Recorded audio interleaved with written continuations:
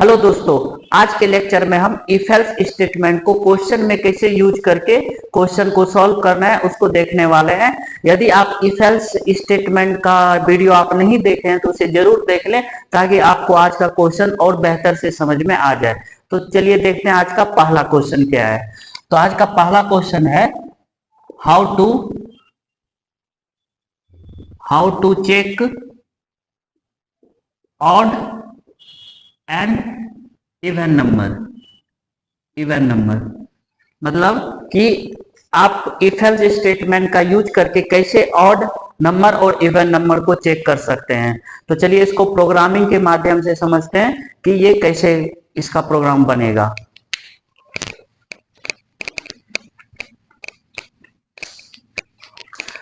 देखिए दोस्तों first of all आपको क्या करना है कि ऊपर आपको जैसा आप लिखते थे शुरू में इंक्लूड आईओ स्ट्रीम, फिर यहां हो जाएगा आपका यूजिंग नेम स्पेस एसटीडी।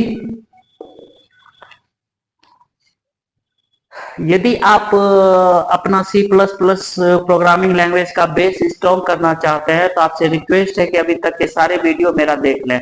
मैं हर चीज बहुत बेसिक से बताया हूं। तो देख लें, अब यहाँ पे ये तो लाइन लिख लिए, इसके बाद यहाँ पे आपको लिखना है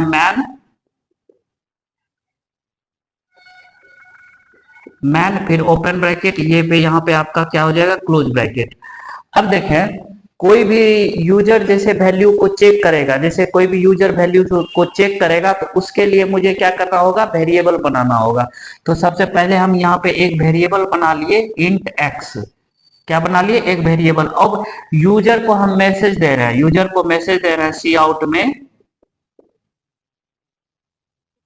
इंटर फर्स्ट नंबर,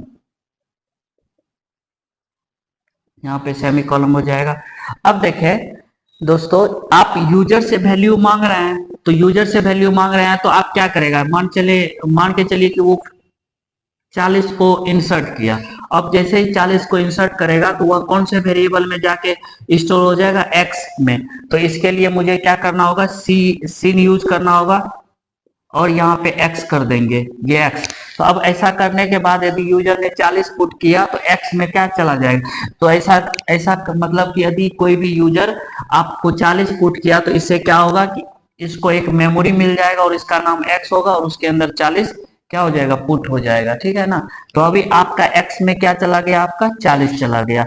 अब इसको जो है ना इफ एल्स की मदद से कैसे चेक करना है कि ये नंबर ऑड है या इवन है। तो चलिए देखते हैं, लगाते हैं कंडीशन। यहाँ पे हम लिखते हैं इफ, यहाँ पे क्या लिखे, इफ।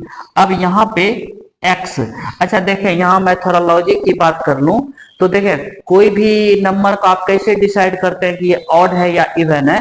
तो आपने मैथ में पढ़ा होगा कि जिस जिस मतलब जिस नंबर के लास्ट में 0, 2, 4, 6 या 8 हो तो वह नंबर आपका क्या होगा, 2 से डिविजिबल होगा। अच्छा इतना आप देखे होंगे कि यदि कोई भी नंबर 2 से डिविजिबल हो रहा है तो वह उसका रिमाइंडर, उसका शेषफल हमेशा क्या आएगा, 0 आएगा। जैसे कोई भी इसी नंबर को ले लें तो इसको हम 2 से 40 में डिवाइड करते हैं तो ये 20 और यहाँ पे 40 हो जाएगा। तो इसका रिमाइंडर देखें कितना बचा, 0 बचा। इसका रिमाइंडर कितना बचा, 0। यदि आप कोई भी नंबर ले लें, जैसे 41 करते हैं तो 41 को 2 से डिवाइड करते हैं तो ये 4 और नीचे आपका क्या बचा, 1 बचा। तो इसका मतलब एक लॉजिक बना कि यदि वैसा नंबर यदि 2 से डिविजिबल है तो उसका शेषफल हमेशा क्या रहेगा, 0 रहेगा। और वैसा नंबर जो 2 से डिविजिबल नहीं है तो उसका रिमाइंडर हमेशा क्या रहेगा, 1 रहेगा, मतलब शेषफल 1 रहेगा। तो इसी लॉजिक का यूज करना है हमको यहाँ पे। ठीक है ना।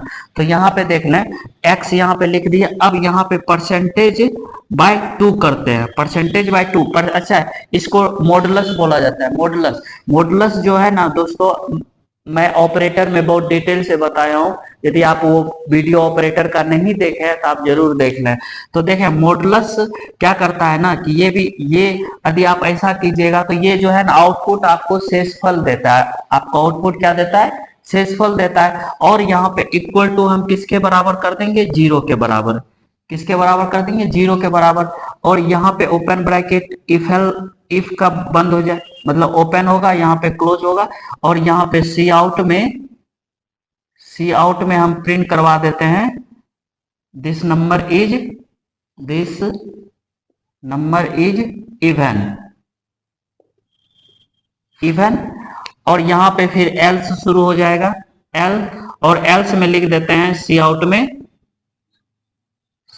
में दिस नंबर इज ऑड, ऐसा कुछ बन जाएगा। अब देखिए इसको और अच्छे से समझते हैं। अब यहाँ पे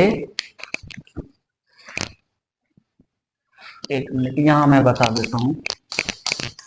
देखिए दोस्तों, अब ये कंप्लीट प्रोग्राम है, ठीक है ना। अब कोई भी आपका यूजर वैल्यू पुट करेगा, जैसे मान चलिए कि 41 पुट किया, तो ये क्या करेगा ना कि ये 2 से डिवाइड करेगा, तो इसको 2 से डिवाइड कर देगा, तो ये 2 ये 4 हो जाएगा। और रिमाइंडर आपका क्या बचेगा, 1 बचेगा। तो इसके जगह पे आपका क्या रखा गया है, 1 रखा गया है, 1। अब 1 इक्वल टू 1, मतलब इस पूरे के जगह आप क्या रिमाइंडर क्या बचा, 1। और रिमाइंडर देने का कारण यही है कि यहाँ मॉडुलस यूज हुआ है।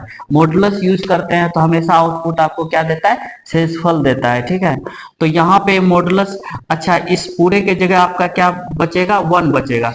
अब वह चेक करेगा क्या 1 इक्वल टू 0 होता है।